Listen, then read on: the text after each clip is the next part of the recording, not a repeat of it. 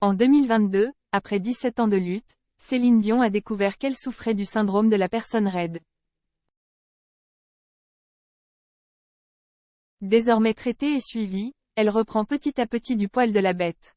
Ce mardi 25 juin, Prime Video mettra en ligne Je suis Céline Dion, un documentaire événement qui retrace les 2 dernières années de la diva, de son diagnostic à son travail acharné pour retrouver la scène. C'est en 2022 qu'Irene Taylor, la réalisatrice, a commencé à filmer. À cette époque, personne ne savait de quoi la chanteuse souffrait. C'était compliqué de la filmer. Cette incertitude qui pesait sur elle la stressait, a confié la cinéaste aux Parisiens. Le diagnostic tombe finalement quelques semaines plus tard, Céline Dion souffre du syndrome de la personne raide. À ma grande surprise, Céline n'a pas voulu annuler le tournage. Mieux, la chanteuse québécoise donne carte blanche à la réalisatrice, elle m'a dit « Ne me demandez jamais la permission de filmer, sinon ça va tout gâcher ». C'était alors parti pour des mois de tournage durant lesquels Irene Taylor a vu Céline Dion évoluer. Loin de se cacher, cette dernière montre tout de son quotidien et parle ouvertement de sa maladie, et de son avancement.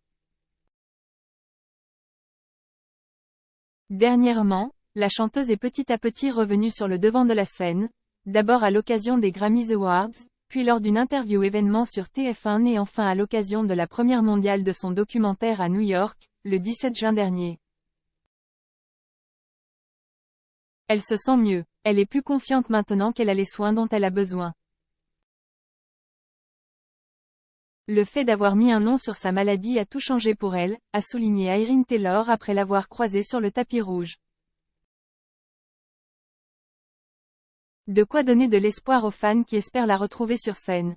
Je suis Céline Dion, un documentaire non censuré.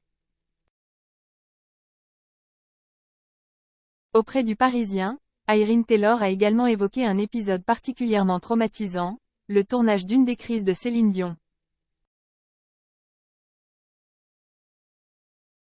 Il y a de cela plusieurs mois, alors que la diva revenait du studio d'enregistrement, elle a été prise de violents spasmes.